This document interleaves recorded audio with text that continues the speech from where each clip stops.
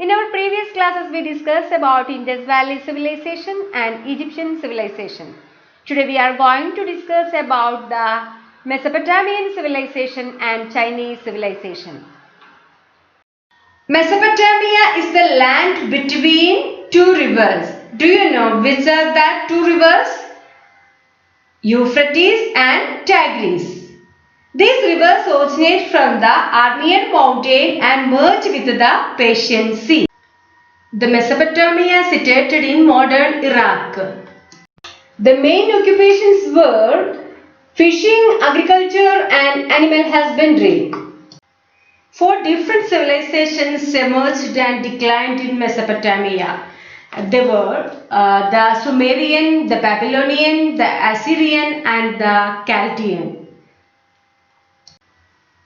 The fertile soil of Mesopotamia helped agriculture progress. It led to the trade and the consequent growth of cities. The main cities were Ur, Uruk and Lakash.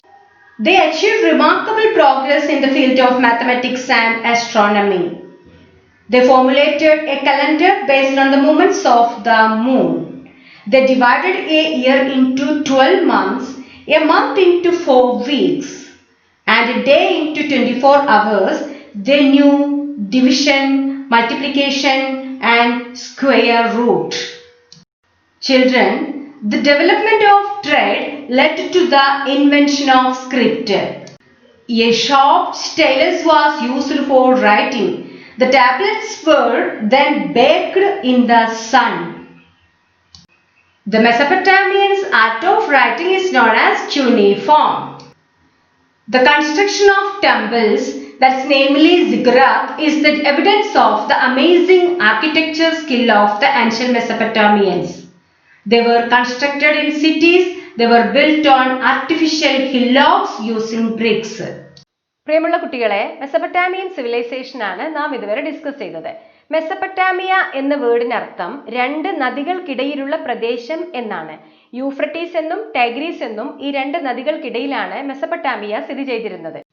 ഇന്നത്തെ Iraq ഉൾപ്പെടുന്ന പ്രദേശത്താണ് Mesopotamian civilisation വളർന്നു വന്നത് എന്നുള്ളതും ശ്രദ്ധേയമാണ്.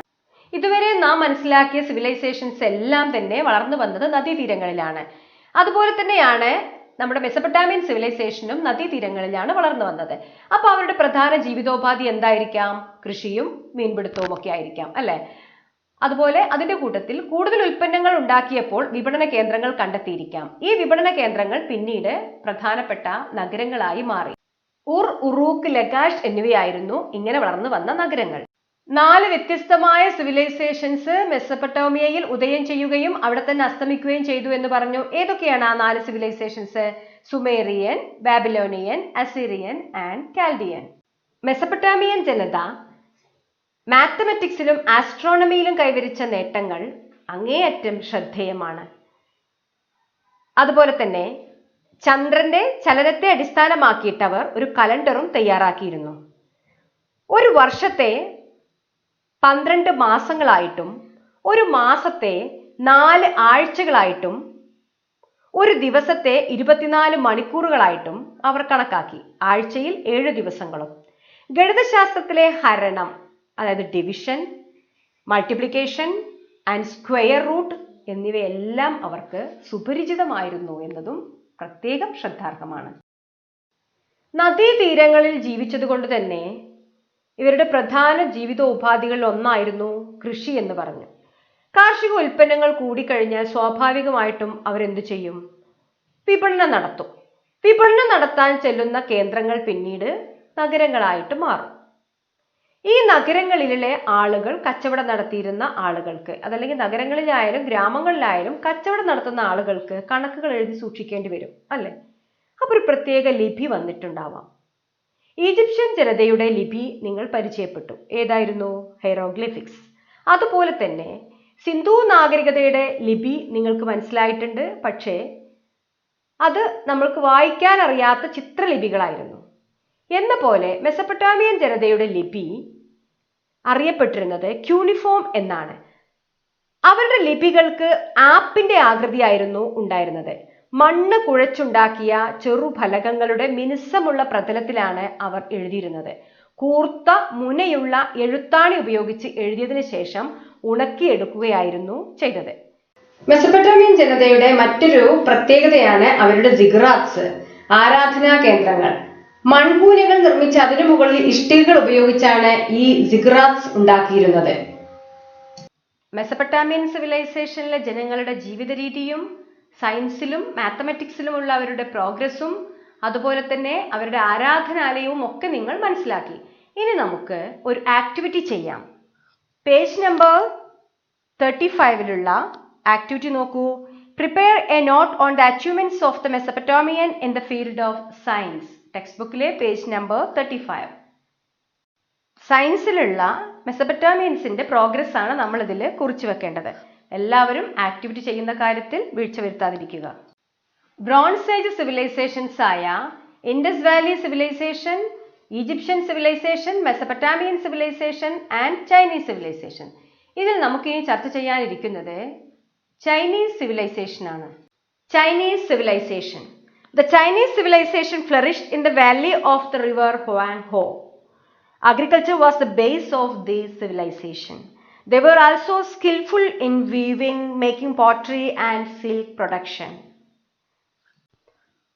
The art of writing existed in ancient China as well. The script was pictographic, not alphabetic. Later it developed into an intergraphic script. Like ancient Mesopotamian and Egyptian, ancient Chinese too formulated a calendar in which a year consisted of 365.5 days. കുട്ടികളെ, മറ്റു സിവിലൈസേഷനുകളെ പോലെ Chinese സിവിലൈസേഷനും ഒരു നദീതീരത്താണ് ഉത്ഭവിച്ചത്. കൃഷിയായിരുന്നു ഇവരുടെ പ്രധാന തൊഴിൽ. എങ്കിൽ കൂടി നെയ്ത്തും മൺപാത്ര നിർമ്മാണവും പട്ടുവസ്ത്ര നിർമ്മാണവും ഇവർക്കുണ്ടായിരുന്നു. പട്ടുവസ്ത്ര നിർമ്മാണത്തിൽ ഇവർ വിദഗ്ധരാകുകയും ചെയ്തിരുന്നു. ആൻഷ്യൻ ചൈനയിലെ എഴുത്തുവിദ്യ നിലനിന്നിരുന്നു. അക്ഷരങ്ങൾക്ക് പകരം ഇവർ ചിത്രങ്ങൾ ഉപയോഗിച്ചാണ് എഴുതിയിരുന്നത്. പിന്നീട് ചിത്രങ്ങൾക്ക് പകരം ചിഹ്നങ്ങൾ വരികയും ചെയ്തു. പ്രാചീന മെസൊപ്പൊട്ടേമിയയിലെയും ഈജിപ്തിലെയും പോലെ തന്നെ ആൻഷ്യൻ ചൈനക്കാരും കലണ്ടർ തയ്യാറാക്കിയിരുന്നു. ഇവരുടെ കലണ്ടറിന് 365 ദിവസങ്ങളാണ് ഉണ്ടായിരുന്നത്. ഇനി നിങ്ങൾ ചെയ്യേണ്ടത് പേജ് നമ്പർ 37ലെയും 38ലെയും ആക്ടിവിറ്റീസ് ചെയ്യുക എന്നുള്ളതാണ്. 38ലെ ആക്ടിവിറ്റീസ് ചെയ്യുമ്പോൾ പ്രത്യേകം ശ്രദ്ധിക്കേണ്ടത് കുറച്ചുകൂടെ നിങ്ങളുടേതായ പോയിന്റ്സ് ആഡ് ചെയ്തിട്ട് എഴുതാവുന്നതാണ്. അപ്പോൾ നിങ്ങൾക്ക് കാര്യങ്ങൾ കുറച്ചുകൂടെ മനസ്സിലാക്കാൻ എളുപ്പമായിരിക്കും. നന്നായി പാഠപുസ്തകം വായിച്ചതിന് ശേഷം മാത്രം ഈ ആക്ടിവിറ്റീസ് ചെയ്യുക. Okay, thank you.